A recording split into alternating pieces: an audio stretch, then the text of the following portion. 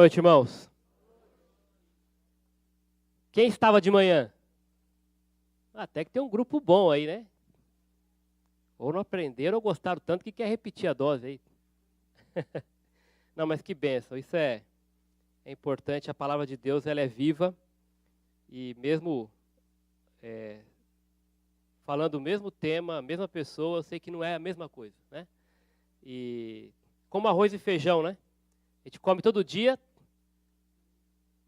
Vamos pensar assim, né? E às vezes você pode nem lembrar o que você comeu, mas você sabe que alimentou, né? A palavra de Deus é assim. Talvez você não vai lembrar o que foi pregado hoje de manhã, vai ouvir de novo, mas alimentou. Isso a gente tem certeza. Claro que a responsabilidade também é nossa de reter aquilo, permitir que o Espírito Santo trabalhe de forma que aquilo vai se transformar em fruto, que aquela semente vai produzir, tá bom? E nós temos esse privilégio, então, de jogar semente e no mesmo tema, mesmo pastor, 2 vezes no domingo, é para plantar bem plantado. Tá bom? Quem é que já tomou a vacina? Ah, tá vendo? Gente, quanta fila, hein? Quilométrica. Eu falei isso de manhã, né? Aliás, eu vou repetir essa frase. Eu falei isso de manhã várias vezes. Mas parece que o pessoal está indo atrás de uma gotinha que dá a vida eterna, né? De tanta gente, tanto desespero, né? E nem é área de risco aqui, né, ainda. Mas se a gente tivesse a mesma disposição para pregar o evangelho do que tem para ficar na fila por uma gota de vacina, e nós temos a vacina da eternidade, não é? Nós levamos ela, o evangelho, e tem gente indo para o inferno. Olha, muito pior do que morrer, né, da febre amarela, é essa do pecado que traz a perdição eterna. E nós temos a vacina. E não tem fila nessa aí, né? Você pode encontrar essas pessoas aí onde você estiver, tem gente precisando dessa vacina e você tem a cura. Não, ela não está em você, no sentido de que ela é mérito seu, mas ela está em você no sentido de que Deus está contigo e o evangelho foi confiado a nós, a você. Essa vacina que muita gente está precisando e não tem ideia, né? Eles não têm essa ideia. E como a vida do ser humano é frágil, né? O mesmo homem pode conquistar um império e morrer por causa de um mosquito. Tá vendo? Quem está no controle disso? Quem é o soberano, afinal de contas, né? Então isso é para a gente também entender o que é a nossa vida, não é verdade? O que é a nossa estrutura. Falando sobre o tema resoluções,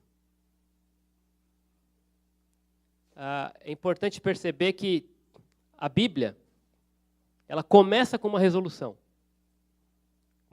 de Deus, dizendo, haja luz, né?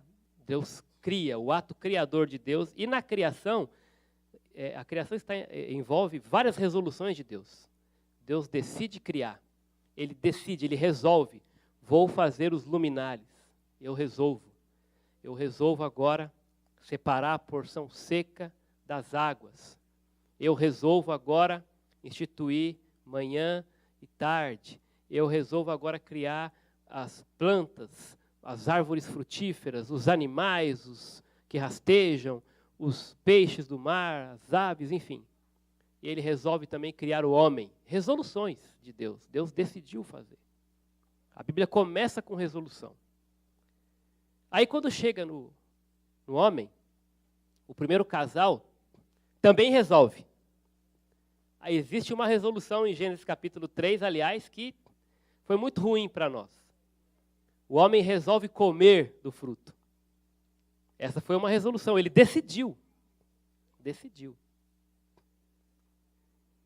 E aí, a partir disso, o pecado entra na humanidade, por causa de uma resolução do homem. E a humanidade continua resolvendo muita coisa. Perdida. E Deus, na sua infinita graça e misericórdia, toma outra resolução decisiva para a humanidade. E nós encontramos em João 3,16. Ele amou o mundo de tal maneira que ele resolveu fazer algo. Ele deu o seu Filho unigênito. E ali então a redenção é uma resolução de Deus. Quando Deus resolve, só acontece coisa boa, né? E parece que quando o homem resolve algumas coisas, sempre dá errado. Porque quando ele resolve por si mesmo, pelo seu coração, ele só toma decisões precipitadas. E a Bíblia vai terminar com uma resolução. Se você olhar em Apocalipse 22, Deus está dizendo, em breve eu vou voltar. Amém? Vem, Senhor Jesus. A última resolução bíblica, Jesus vai voltar. Que maravilha, né? Outra resolução graciosa. Ele não vai nos deixar aqui. Ele preparou um lugar infinitamente melhor do que esse mundo dos mosquitos e tudo mais, né? Ele resolveu que vai ter algo melhor para a eternidade. Talvez você esteja aqui nessa noite e não resolveu ainda aceitar esse projeto, né?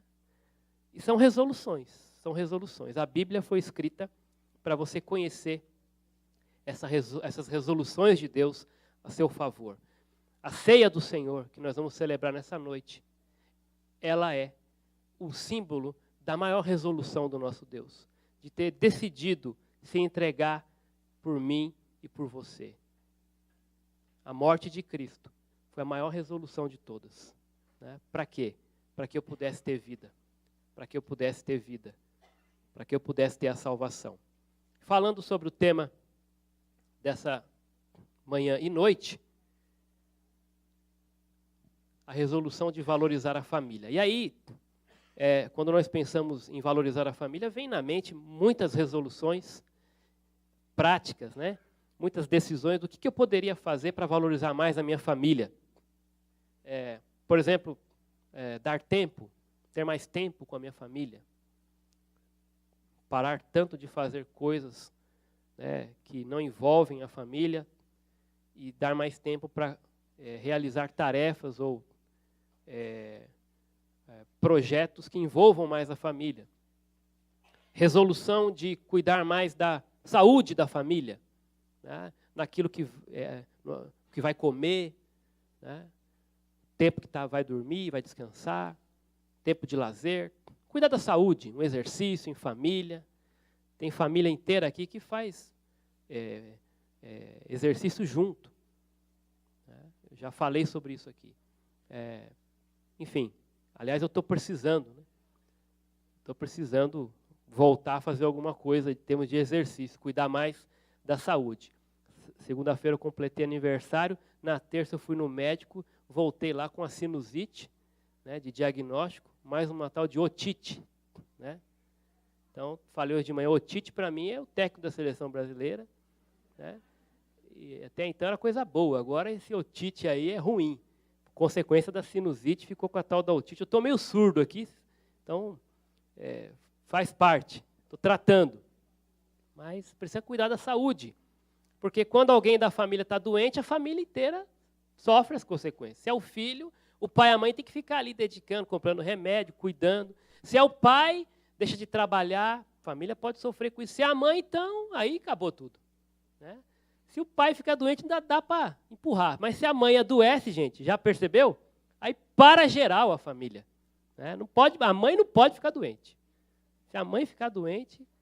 Então, são resoluções, são atitudes que vai valorizar mais a família, de repente um investimento, dar um conforto melhor para a família, uma casa ou um carro, enfim.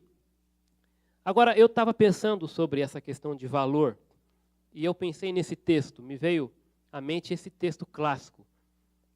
Ele está inserido, a gente usa muito esse texto para falar de casamento, né, de relacionamento homem e mulher, namoro, né? Mas esse texto está inserido num contexto de família, a família chamada igreja. A família que, nesse momento em que Paulo escreve esse capítulo, aliás, ele de propósito, né, até alguns se perguntam, alguns teólogos, por que 1 Coríntios 13 está exatamente no lugar que está? Será que foi... Paulo estava escrevendo no 12 sobre dons, especialmente sobre o dom de língua e dom de profecia, que a igreja estava buscando isso, supervalorizando esses dons, e até havia uma confusão sobre o lidar com esses dons. Existe confusão até hoje, na verdade, né? E aí, Paulo volta a escrever sobre isso no 14, e parece que o 13 está largado no meio do 12 e do 14, que falam do mesmo assunto. Por que será? Ele colocou no lugar errado? Não. Paulo faz uma pausa, exatamente, se você olhar no começo do capítulo 13, para falar sobre algo que é superior a qualquer dom, a qualquer ministério. E, na verdade, não só é superior, como ele é o vínculo, né, de tudo que a gente vai fazer na vida cristã. Se não tiver amor, se isso não estiver conectado, ou permeado, ou embasado no amor, isso não vai valer de nada. Então a igreja, que tinha muitos dons, a igreja de Corinto, estava bem suprida, a igreja tinha muita gente capaz, só que a igreja estava vivendo uma vida, usando inclusive os dons, ao invés de usá-los para edificar a igreja, eles estavam usando para dividir a igreja. A família estava sofrendo exatamente com aquilo que deveria ser motivo para ela crescer. Então tinha disputas no meio do povo de Deus para ver quem era, né, quem tinha o dom mais legal, quem falava melhor ou falava mais, ou enfim, quem tinha mais conexão com Deus, vamos colocar assim. Se gabavam porque falavam em línguas ou profetizavam. E aí, se você for ver, e até assunto dessa culto dessa noite, a ceia, 2 capítulos, o capítulo 11, 2 capítulos anteriores, Paulo vai tratar de um outro problema. Ele vai tratar da comunhão, da ceia, né, a expressão máxima de comunhão que é em volta da mesa. Paulo vai dizer, vocês estão fazendo tudo quando se reúnem para comer, menos a ceia. Porque vocês estão fazendo isso para deleite pessoal. Vocês estão tomando a ceia, esquecendo de pessoas menos favorecidas. Vocês estão se empanturrando de comida, de bebida, aí se enchendo para o seu bel prazer. Estão esquecendo do propósito. E depois ainda querem se gabar porque falam em línguas e profetizam. Isso não é a família que Deus projetou. Então, Paulo vai trazer esse assunto aqui, nesse contexto, a respeito do amor, para trazer esses irmãos de volta para o que é realmente fundamental. Para unir de volta, para fazer com que essas pessoas valorizassem a igreja do Senhor Jesus, a família de Deus, consequentemente, a sua própria família. Porque, irmãos, uma pessoa forte vai automaticamente levar a uma família forte. Uma família forte, consequentemente, vai levar a uma igreja forte. E uma igreja forte vai impactar o mundo. Vai fazer a diferença no mundo. Então, aqui, eu escolhi esse texto. Porque, para mim, o grande segredo da valorização da família é amar como Jesus ama. Amar como Deus ama. E esse texto ele é extenso. Infelizmente, nós não temos tempo para tratar com o devido valor cada aspecto aqui.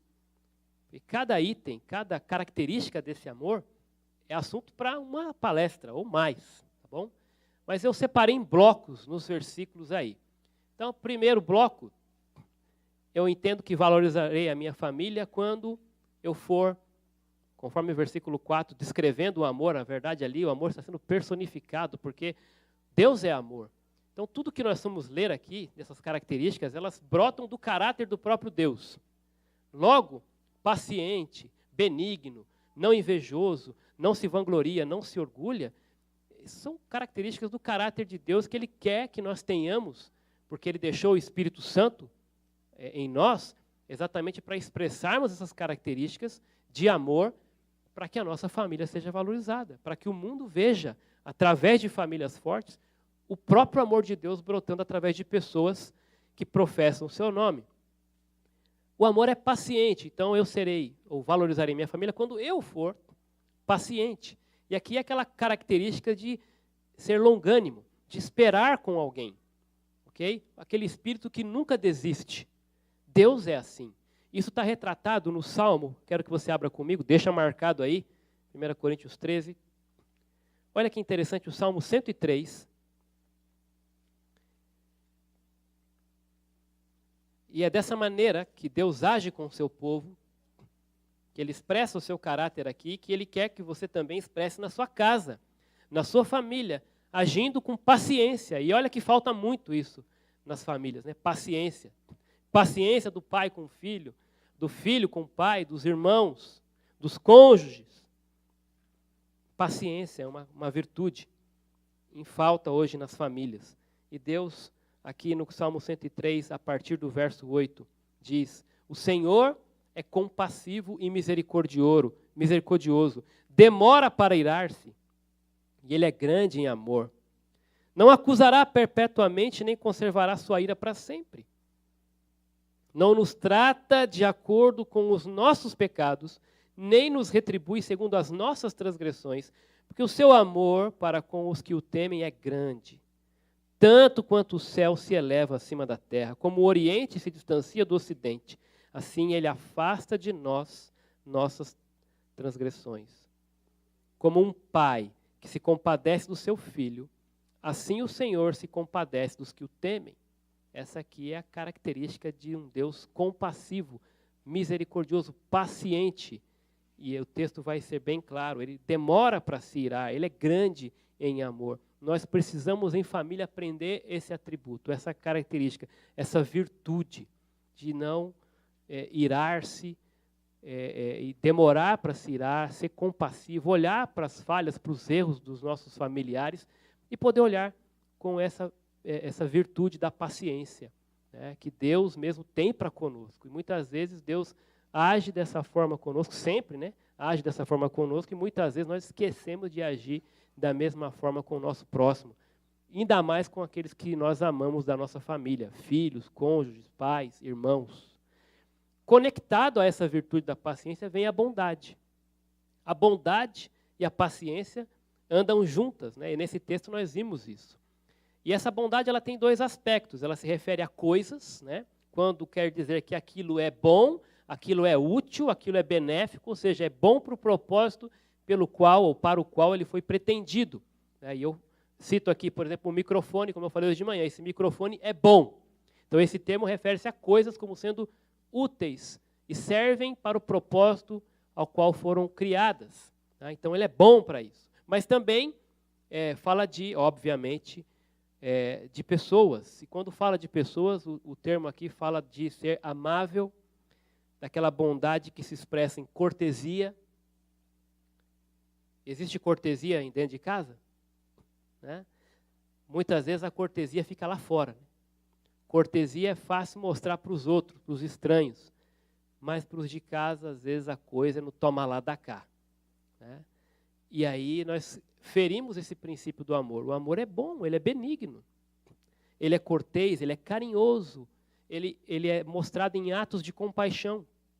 É a ideia de prestar serviços a outras pessoas de maneira amiga e bem disposta.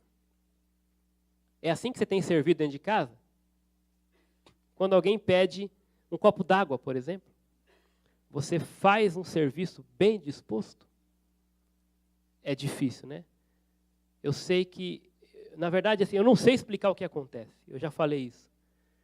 Por que a gente tem tanta facilidade de desenvolver essas características do amor para os estranhos e para aquelas pessoas que nós mais amamos? Isso aqui é difícil demais. Por quê? Por quê? Não deveria ser assim. Né? Disposição em servir, ser carinhoso, cortês. O amor é benigno. O amor é benigno. O amor, conforme essa tradução, não é invejoso, e conforme outras versões, o amor não arde em ciúmes. E a palavra ali é zelo, porque tem um aspecto positivo do zelo, mas tem um aspecto excessivo, negativo, que se transforma em inveja e em ciúmes, né? Nenhuma sensação de amargura ou ciúme se a outra pessoa tem alguma coisa que estamos zelosos por obter. O amor não fica cobiçando com inveja ou com ciúme quando o outro ente querido tem alguma coisa que você gostaria de ter, mas não tem. Quando o irmão tem aquele brinquedo que você não tem, né? Ou quando, de repente, ganhou uma roupa diferente da sua, uma cor que você queria, né? Ou quando, de repente, alguém se destacou em casa, conseguiu uma promoção no trabalho. O amor não arde em ciúmes. A família não é concorrência. Mas, infelizmente, muitas vezes chegam casais para aconselhar e o ponto é exatamente aí. Um querendo provar que é melhor que o outro. Um querendo se autodefender, né, diante do pastor, dizendo, mas ela faz isso, isso, isso, ou não faz aquilo e um monte de coisa. Mas ele também, isso, isso, isso e isso. Quando, na verdade, deveriam estar em parceria, um apoiando o outro, ficando feliz pelo sucesso do outro. Muitas vezes o que racha casamento é o contrário disso, é querer competir. Chega num ponto que o marido quer provar que é melhor que a esposa quer provar que é melhor que o marido, e um filho, um irmão quer provar que é melhor que o outro. E às vezes os pais até inconscientemente incentivam essa competição entre os irmãos, quando na verdade, queridos, esse atributo diz que perdeu um, perde todos. Né?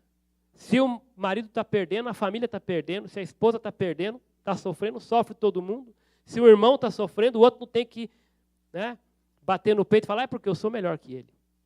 O amor não arde em ciúmes. Abre sua Bíblia lá em Provérbios 27:4.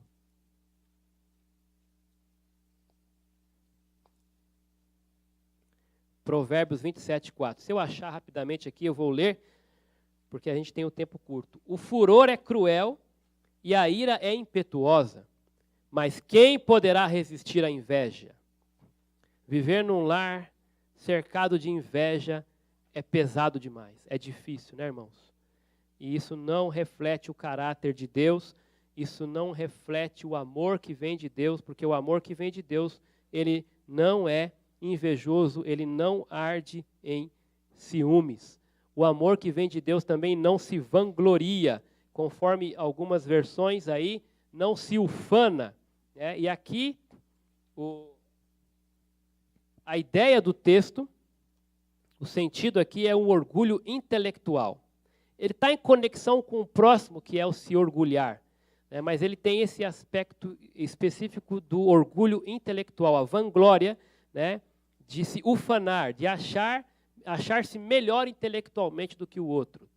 Porque sabe lidar melhor com as situações, sabe resolver, né, de maneira prática os problemas, e aí se julga melhor intelectualmente. É fato que alguns vão ter uma facilidade intelectual, né? Vão se destacar nesse sentido. O problema é quando a pessoa traz a glória para si.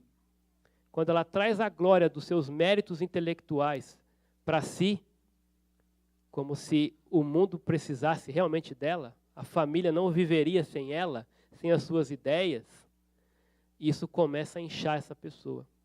Isso traz a tal da vanglória.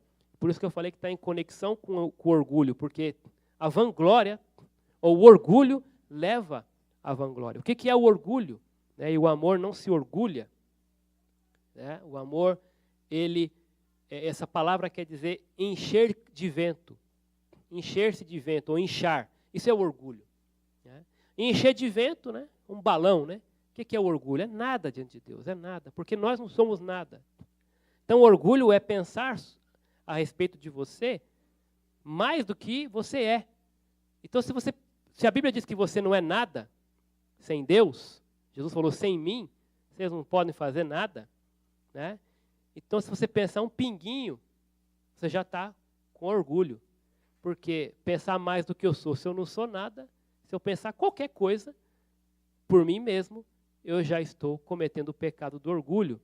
E isso vai me levar para a vanglória. E o orgulho é exatamente essa questão de ser vaidoso ou arrogante à vista da própria importância ou do valor que você dá a si mesmo.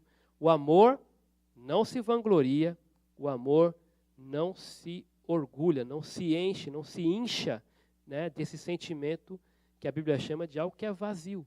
Nós temos que entender que tudo que fizermos, toda boa ação que fizermos, toda conquista que tivermos, isso é por causa da graça de Deus em nós e em nossa família.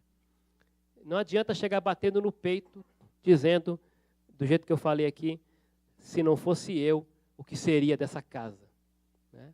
E muitas famílias sofrem, entram em conflito por causa de gente orgulhosa dentro de casa. E aí, gente, isso não é mérito ou prerrogativa do homem, né? É todo mundo, pai, filho, do menor ao maior, desde pequenininho, já tem que controlar o orgulho da criança, porque ela faz alguma coisinha que ela aprendeu, ela já fala, olha que eu consegui, pai. Né? Filho, isso aí é graças a Deus. Né? É Deus que nos faz acordar todos os dias, mais um dia, para a glória dele. O dia que foi feito, que o Senhor fez, mas para quem? Para retornar em glória para ele mesmo. E a família tem que entender isso. Né? Senão, ela vai acabar refletindo, né, qualquer coisa, menos Cristo. Menos Cristo. Então, nesse bloco, irmãos, eu sintetizei tudo isso numa palavra. Né? Viver com alguém que é paciente, bondoso ou benigno, que não é invejoso, que não se vangloria e não se orgulha, eu coloquei aqui que é uma pessoa agradável. Essa é uma característica, juntando tudo isso aqui, resumindo, alguém que tem essas qualidades é certamente uma pessoa muito agradável. Agradável de estar junto, agradável de conversar, de conviver, né, dentro da família, em qualquer lugar. Então, se você tem essas características do amor, você vai ser, ou você será, uma pessoa, estará, né, desenvolvendo um amor extremamente agradável, né, que vai agradar a Deus e agradar as pessoas. O segundo bloco, no versículo 5, o amor não se conduz ou não se porta com indecência, ou conforme outras versões, não se conduz inconvenientemente. E aqui o sentido geral, ele diz de alguém que se porta vergonhosamente, indecorosamente, indecentemente. Agir de modo a levar alguém a se sentir envergonhado. Quantas vezes no meio da sua família você fez alguma coisa ou falou alguma coisa que deixou teu pai envergonhado, tua mãe envergonhada, ou fez alguma coisa para humilhar e envergonhar seus irmãos? E aí, nesse momento, você está mostrando exatamente a característica contrária ao amor de Deus. Porque o amor de Deus, ele não se conduz inconvenientemente. O amor de Deus não é indecente nem vergonhoso. Isso aqui refere-se à falta de pudor. E até em alguns contextos, a um comportamento sexual ilícito. Até a maneira como você conduz a intimidade. Lá no seu leito, com a sua esposa, com o seu marido, ali é um momento de amar como Deus ama. E o amor, presta atenção nisso, não se conduz inconvenientemente. Ele tem que refletir esse caráter de Deus até ali no momento íntimo, no momento da intimidade. Não vale tudo. Vai até o limite que a palavra impõe. O caráter do Deus amoroso já determina aqui como algo que é lícito, conveniente. Muito bem, o amor não é impróprio nesse sentido, né? E aí eu citei isso de manhã também, até esse tema está relacionado até à disciplina dos pais para com os filhos. Se você disciplina o seu filho de maneira excessiva, vive só dando bronca, só, né, falando alto, de maneira grosseira com seu filho, ele não pode virar um pouquinho para o lado, que você já chama a atenção, e você castiga e disciplina e bate com chinelo, seja lá com o que for, né? E dependendo do que for que você usa para bater, já está errado, né? Você está agindo com um amor inconveniente. Você está quebrando essa qualidade do amor. Por quê? A disciplina excessiva, ela transgride esse princípio do amor que não se conduz de maneira inconveniente, de maneira indecorosa, de maneira vergonhosa. Mesmo, e aqui uma dica, né? Cuidado, pais, para com os filhos, quando você disciplina teu filho na frente de todo mundo. Você está expondo o teu filho à vergonha. Talvez você está querendo mostrar alguma coisa, né? Que aqui quem manda sou eu, mas não é o momento, nem o ambiente para você fazer. Né? Seu filho fez coisa errada, talvez até te envergonhou ali. Mas você não vai pagar com a mesma moeda, porque o amor não se conduz inconvenientemente. Você vai levá-lo para um ambiente, um local, um momento, onde ali você vai executar a disciplina sem ser de maneira excessiva. Né? Porque o filho precisa de disciplina, precisa, mas ele precisa de carinho. O amor também é bondoso, o amor também é paciente. Tem a hora, tem o momento certo para fazer. Da parte dos filhos também, esse termo, né? Tratar alguém com grosseria, e aí filho, mas pais também, né? Ou com um comportamento que se destaca pela falta de educação. Então, a maneira como você fala com seus pais, a maneira como você responde para eles, a maneira como você trata realmente, né, as pessoas mais idosas, a maneira como um se relaciona com o outro na conversa, é tão ruim quando você vê um casal discutindo, e às vezes na frente de todo mundo também, e as palavras ali você já percebe a falta de respeito de um para com o outro. A gente tem que se controlar nisso, porque o amor não se conduz inconvenientemente. Olha quantos aspectos, só nesse ponto, nós temos que aprender e valorizar a nossa família nisso. O jeito de falar, a hora de falar, o local para falar, sem expor a pessoa à vergonha. O amor não busca os seus próprios interesses. Né? E aqui, esse termo busca, ele é um termo muito forte. Ele fala da pessoa colocar toda a sua vida naquilo, todo o seu coração naquele projeto, naquele propósito, de buscar algo, né, como prioridade na sua vida. Aliás, tem um texto que fala quando o faraó ficou sabendo que Moisés queria tirar o povo lá, o texto fala que o faraó, então, buscou matar Moisés. É a mesma palavra aqui para o amor, não busca os seus próprios interesses. Ele está engajado em buscar o interesse do outro. A Bíblia está repleta de textos, especialmente no Novo Testamento, que nos alertam sobre esse caráter de Deus transferido para nós, de que nós estamos aqui não para buscar o nosso reino, os nossos interesses, mas primeiro o reino de Deus e depois buscar o interesse dos outros, do próximo. A ceia é uma grande expressão de alguém que não buscou os seus próprios interesses, mas buscou o meu e o seu, e se entregou por isso, tá bom? O conceito básico do amor está aqui, né? Não buscar vantagem, né? Buscar primeiro os interesses de Deus, Mateus 6,33, né? O que diz lá? Buscai primeiro o reino de Deus. Essa é a tônica da Escritura. O amor, ele também não se ressente do mal, ou como dizem outras versões, não se exaspera, que é a ideia de irritação. Né? E aqui está no passivo, ou seja, não se deixa irritar. Tá bom?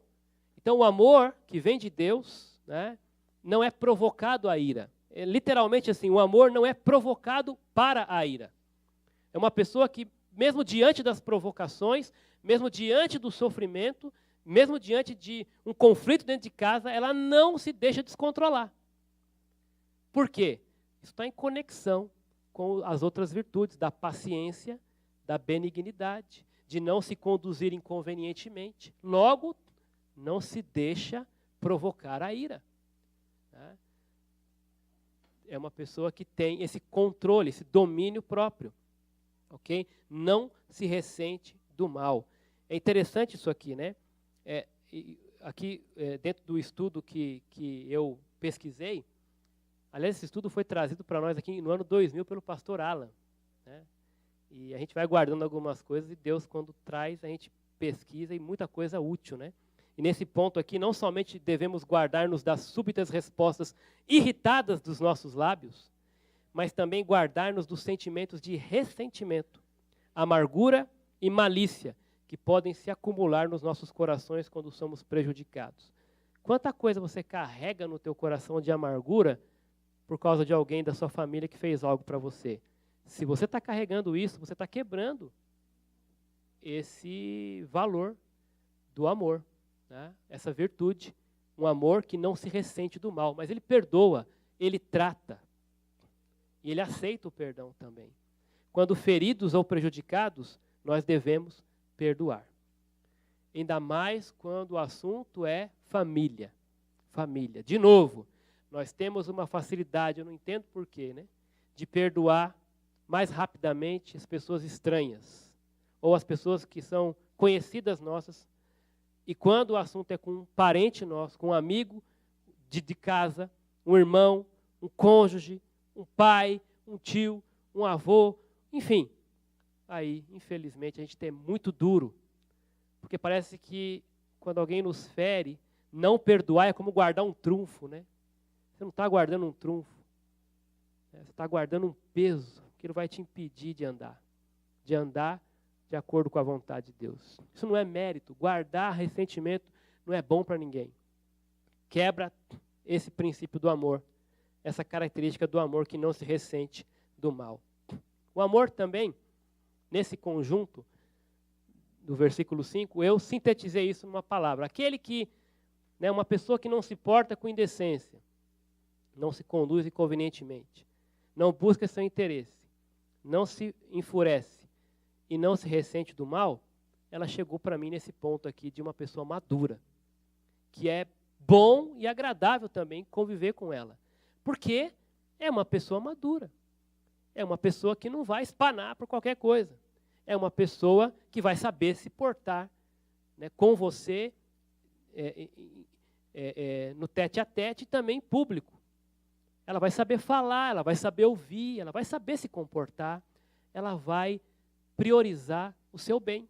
É uma pessoa madura, não quer só para si. O outro, que não é nem um bloco, mas é um versículo com uma característica, no versículo 6, diz que o amor, ele não se alegra com a injustiça, mas se regozija ou se alegra com a verdade. Aqui duas perspectivas. Primeiro, daquele que faz, né? Você não se alegra em cometer injustiça. Você, como pessoa que ama, no meio da sua família, em qualquer lugar, você se recusa, você você procura sempre fazer aquilo que é reto, que é verdadeiro, que é honesto. Né?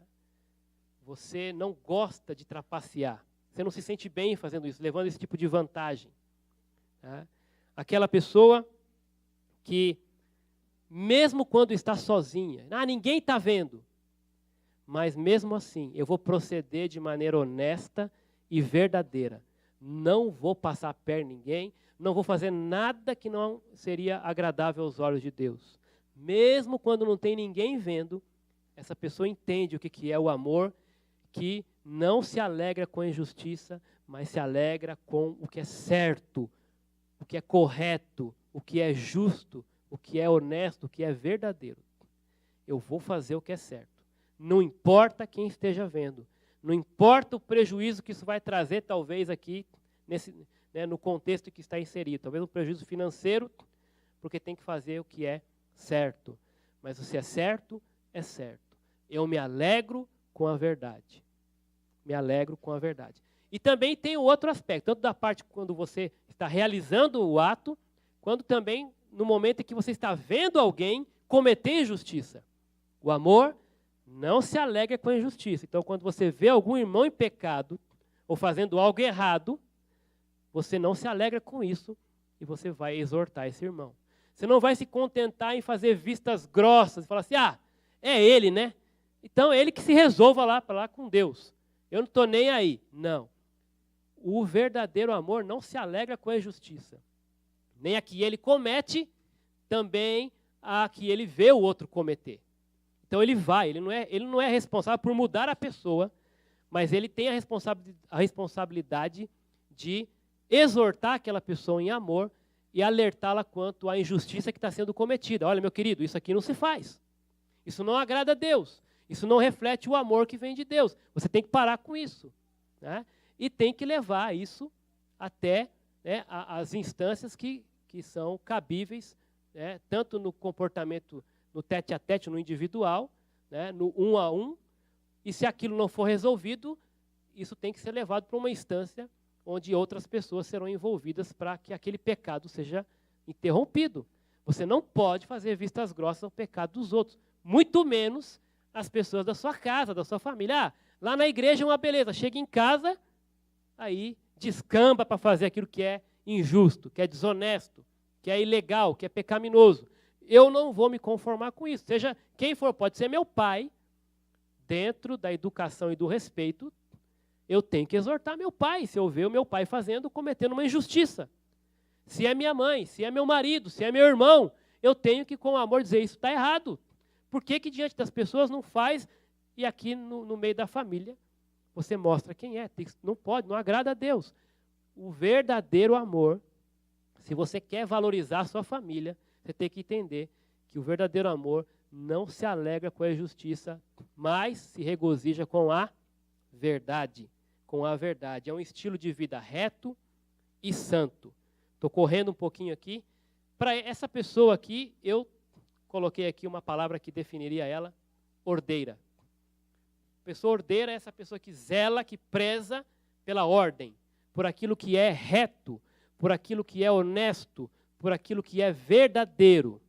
Uma pessoa ordeira, uma pessoa que busca fazer aquilo que é certo, correto, em todas as relações que ela tem, especialmente em casa. E para terminar, o último bloco de versículos maravilhoso.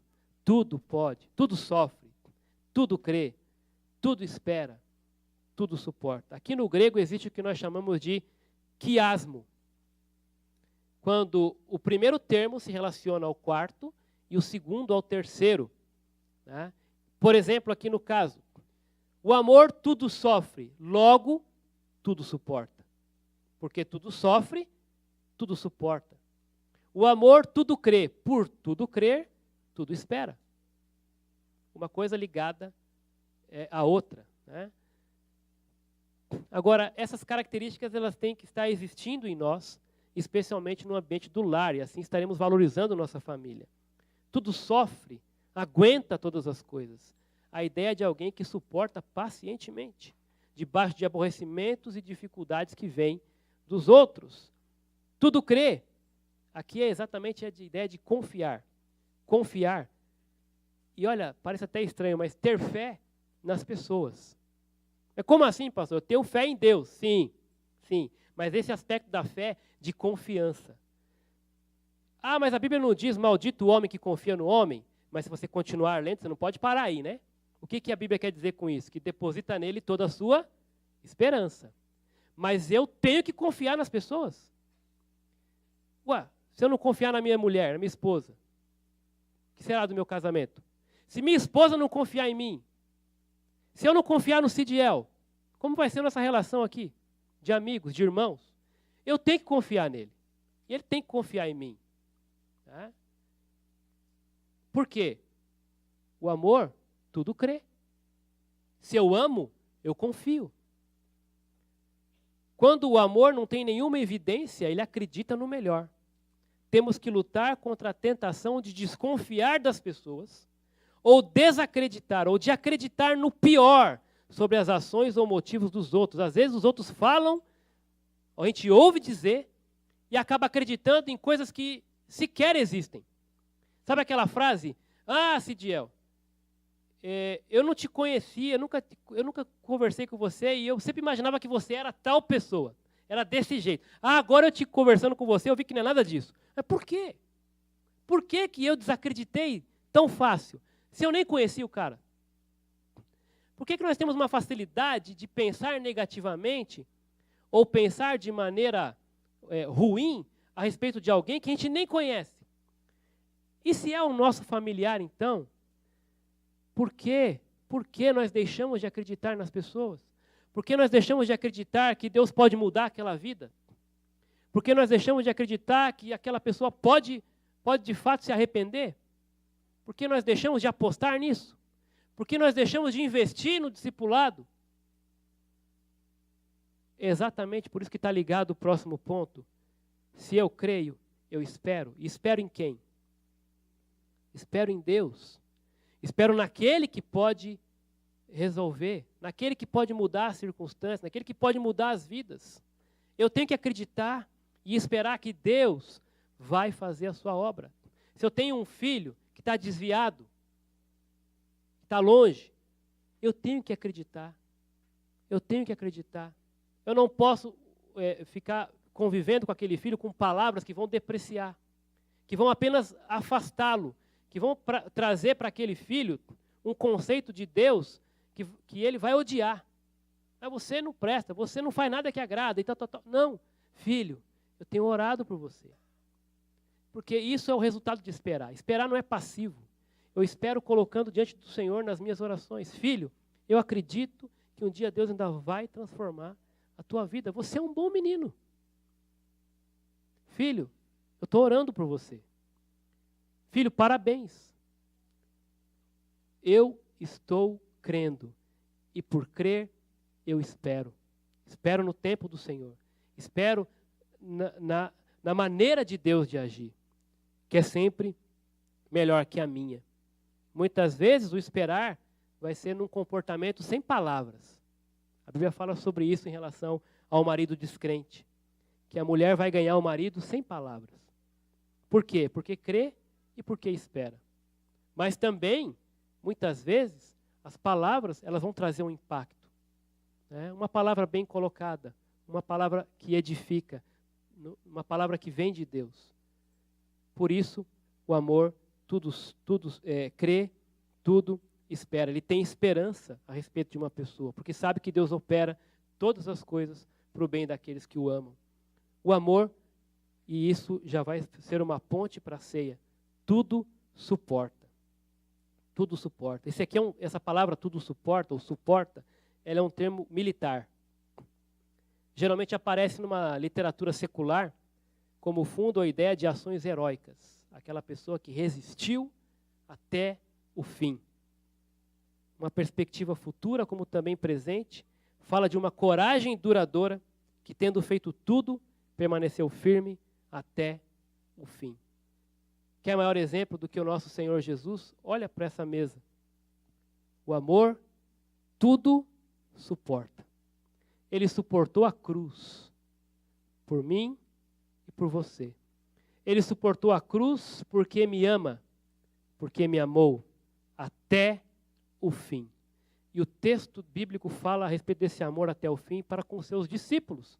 E se nós olharmos a característica daqueles homens, eram homens desacreditados, a maioria deles. Homens que ninguém daria muito crédito. Gente mal vista pela sociedade. Gente simples, bem humilde, intelectualmente falando. Mas o Senhor acreditou. O Senhor esperou. O Senhor suportou e os amou até o fim. Inclusive o traidor. Foi objeto. Se tem uma coisa que ele não pode, e aliás, eu acredito que foi isso que o levou a cometer aquele ato, né? Diante de tamanho amor que foi demonstrado por ele ter traído da forma que fez. Né? Aquilo foi impactante, porque se tem uma coisa que ele não poderia dizer que não teve, foi amor. Ele foi amado até o fim. Mas alguns escolhem dessa forma como ele escolheu. E Deus continua, o mesmo amor que teve para com ele, tendo para comigo e para com você. E a ceia hoje é o maior exemplo, a maior ilustração de um amor que tudo sofre, tudo crê, tudo espera, tudo suporta. Um amor que jamais acaba. Jamais acaba. E tem gente, por qualquer coisa, barata, pequena, dizendo assim, eu não te amo mais. Sabe, quando isso sai da boca de alguém, isso não expressa, pelo contrário, isso diminui a pessoa de Deus. Porque o amor que vem de Deus jamais acaba. Você não teria sequer direito de dizer para alguém, eu não te amo mais. Porque isso jamais seria o amor de Deus refletido nessas palavras. Então eu quero terminar com uma citação. Eu resumi esse bloco. Um amor que tudo sofre, tudo crê, tudo espera, tudo suporta e jamais acaba. Um amor resistente, uma pessoa resistente. Aliás, por ser madura, adquiriu essa resistência, com a experiência da vida, com a comunhão com Deus. E aí uma citação de Hernandes Dias Lopes. Nós temos a tendência de só enxergarmos o valor de alguma coisa depois que nós a perdemos. Muitas pessoas correm atrás de bens materiais e se esquecem da família. Coisas não substituem pessoas. Valorize sua família, dê prioridade para sua família. Coloque as primeiras coisas em primeiro lugar e sua família merece primazia do seu tempo, da sua atenção e da sua dedicação. Valorize a sua família. Ela é o seu maior patrimônio. Vamos falar juntos para resumir isso? Valorizarei a minha família quando o meu amor for agradável. Quando for agradável. Quando for maduro. Quando for ordeiro e quando for resistente. Resumindo, eu vou valorizar a minha família quando eu amar a minha família como Deus ama. Como Deus me ama. E o amor de Deus está expresso aqui. Nós vamos orar agora, agradecendo a Deus pelo amor dele por nós. A ceia é uma expressão desse grande, profundo amor de Deus. O amor que foi até o fim. Suportou a cruz por mim e por você. Baixe sua cabeça, feche seus olhos, simplesmente para concentrar melhor na oração. Deus, eu quero te agradecer por tão grande amor, esse amor que se doou por nós. E a ceia, Senhor, é a maior ilustração desse grande amor que foi até o fim. E nós queremos te agradecer porque nós fomos alvos desse teu amor. O Senhor morreu por mim. E obrigado porque o teu Espírito me convenceu desse amor. E hoje eu estou aqui, Pai, para refletir esse amor do Senhor. Eu sei que não é fácil, Pai, e eu peço pela tua misericórdia. O Senhor nos ajude como família a amar como o Senhor ama. A exercer essas características do verdadeiro amor dentro de casa. Marido com mulher, mãe com filhos, filhos com pais, irmãos, enfim. Porque assim estaremos glorificando o Senhor, Pai. Ainda, Pai, neste mesmo sentimento, nós pedimos ao Senhor um fortalecimento para a família da Edmeia, que perdeu seu irmão e está com seu pai internado, está sofrendo nessa hora, mas o teu amor possa alcançar aquele lar e mostrar no meio desse sofrimento que o Senhor é um Deus bondoso ainda em meio a isso tudo e que o Senhor também nos ajuda com o teu amor a suportar os sofrimentos e a amar também da mesma maneira que o Senhor tem nos amado. Obrigado pelo pão que representa o corpo do Senhor, entregue por nós na cruz, e pelo suco que é um símbolo do sangue do Senhor derramado, a nova aliança em Cristo, que nos alcançou e nos deu uma nova vida. Agradecemos em nome de Jesus. Amém.